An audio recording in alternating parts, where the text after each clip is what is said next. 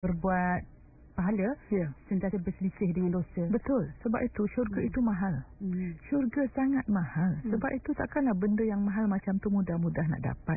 Sebab itu kita kena banyak melawan. Bayangkan kalau kita nak buat belian pun, kita nak buat ukiran pun, kita pakai grinding kan, tu sakit tu. Belian yang kena gilak tu sakit kalau dah ada sensasi. Macam tu hidup kita. Untuk kita sampai ke tahap tinggi redha Allah, akan datang ujian. Sebab itu orang yang percaya, orang yang hidup kesedaran ketuhanan, dia sentiasa melihat kebaikan di sebalik apa yang berlaku. Dan bila dia dapat, saya beri formula dalam Masa Hati Saya Pernah Tua, saya kata event campur peristiwa campur respon bersamaan dengan hasil.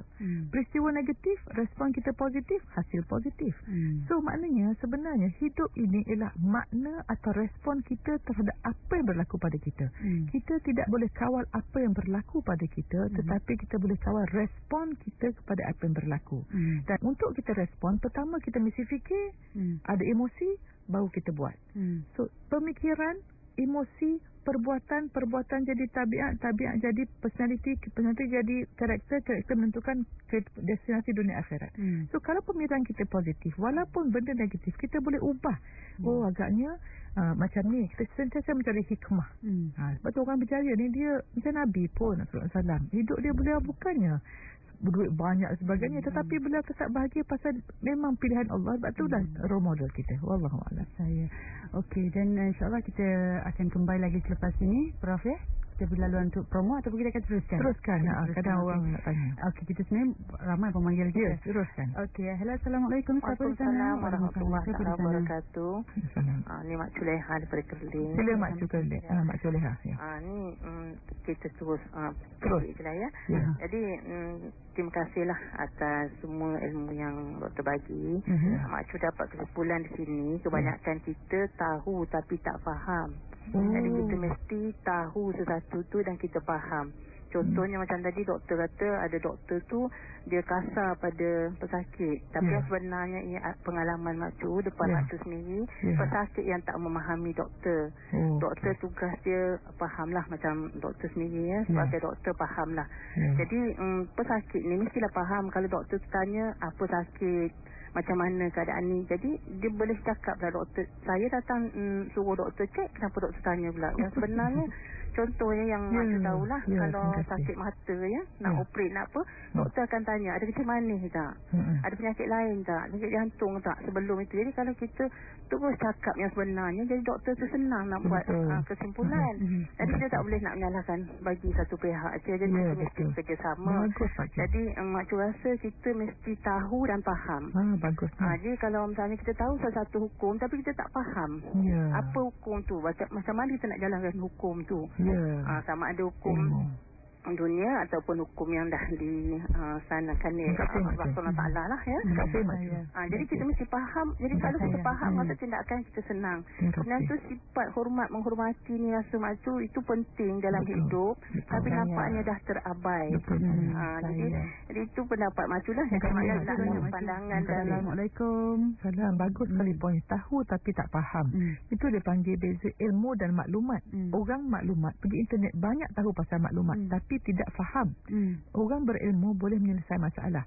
Orang bermaklumat tahu saja, tapi orang yang mempunyai ilmu, dia faham dan dapat mengimplikasikan.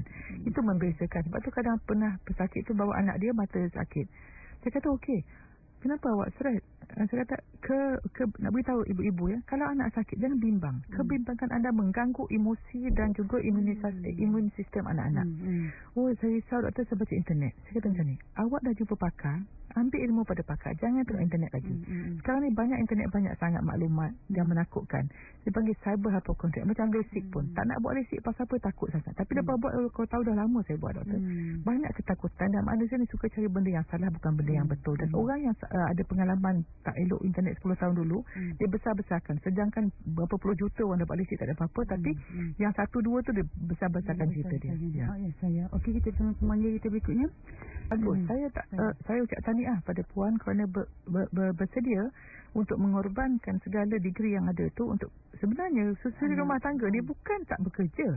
Saya sangat menghormati orang suri rumah. Saya tak ada bayang kau suri rumah ni kena basuh baju, jemur baju, gosok letih badan. Biar orang boleh berkemampuan, kita menghargai. Sebenarnya saya ingat Datuk Fadilah Kamsah pernah sebut, seorang isteri suri rumah dulu disebut lama saya dengar. Saya peminat besar Datuk Fadilah Kamsah.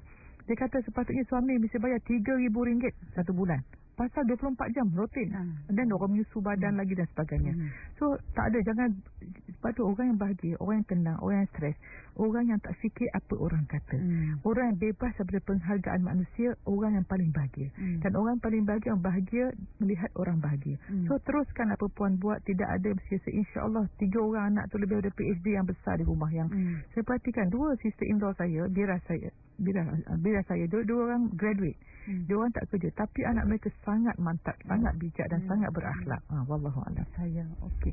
Dan mungkin satu lagi pengakhiran ni dalam pertemuan kita hari ini. Assalamualaikum.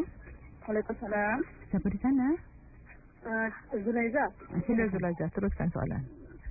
Doktor, saya nak tanya. Saya ni seorang guru.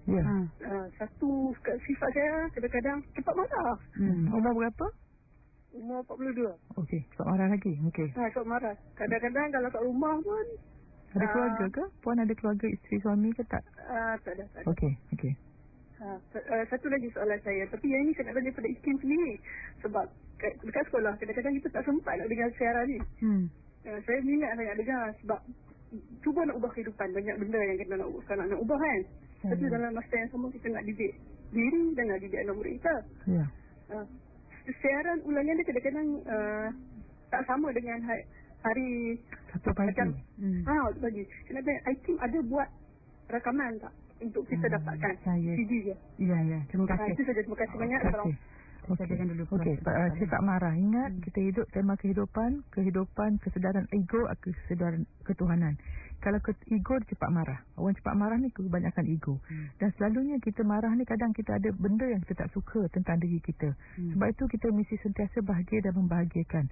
Dan niat cikgu, saya niat kerja cikgu ni pasal orang cikgu ni sedang masuk syurga pasal banyak pencen kubur. Kerana ilmu yang diajarkan, ilmu bermanfaat yang diajarkan. Saya pun jadi macam ni sebab cikgu saya. Jadi cikgu saya cadang macam ni. Kalau nak marah, yang pertama tanya, kenapa saya nak marah? Suami saya pesan pada saya ni, kita hanya marah pada orang yang kita rasa kita besar daripada dia. Jadi siapa kita untuk marah dengan orang? Dengan itu sangat terobat saya marah. So cikgu saya cakap tahniah. Dan insya-Allah cuba banyakkan zikrullah, banyakkan istighfar dan pandanglah anak murid dengan penuh kasih sayang. Dan bayangkan inilah anak murid yang akan menjadi lawyer cikgu pada hari nanti di padang mahsyar. Ya, saya itulah kena pegang yang itu. Ya, betul. Ya. Dan saya kira sampai di sini dululah. Ada CD dan sebagainya. Dan berkaitan dengan siaran boleh tengok di laman web iKim lah ya, ikim.jb.my/radio. InsyaAllah ada di sana pelbagai maklumat. Puan Cik Zunaidah boleh, Cikgu Zunaidah ya, boleh dapati. Dan kita ada lebih kurang beberapa minit saja lagi Prof. Mungkin ada kesimpulan dapat kita kongsikan pagi ni. Okey, kesimpulan kita jaga rumah kita tadi, kita ada jaga kita punya tiang kesihatan, tiang hubungan dengan manusia, tiang hubungan dengan Allah, dan tiang kita punya minda pembelajaran setiap hari. Dan atap kita ialah tujuan hidup husnul khatimah, dan taman-taman ialah hubungan baik yang kita ada, dan jadilah kita manusia berzat, bukan manusia toksik. Saya nak beritahu ni, insya-Allah saya menjalankan kecil saja, banyak sangat orang nak seminar wanita bahagia dan membahagiakan di Pusat Nur Kantrihat dekat rumah saya pada 26 Mac. Siapa nak detail pergi pada drmuhaya.com. Ya, saya okey. Dan tak ada sebarang nombor talian Prof. Ada nombor talian di drmuhaya.com. Ada tapi di sana. Sikit di tempat cuma 130 orang saja, tempat kecil di surau tu ya. Jadi itulah kepada anda yang ingin dekat dapat lebih banyak lagi ilmu, insya-Allah ya, kita sama-sama kongsikan nanti boleh dapatkan apa juga maklumat daripada blog doktor sendiri, drmuhaya.com. Okey. Dan insya-Allah doktor, terima kasih banyak atas perkongsian ilmu yang cukup bermakna untuk saya, untuk semua orang. Saya minta maaf pada para pendengar kalau apa-apa sedikit terkasar bahasa, kita tak tahu panjang umur jumpa tak minggu depan minggu depan insya-Allah. Dan ayah kata terima kasih banyak, cukup terkesan pada kami semua. Assalamualaikum warahmatullahi wabarakatuh.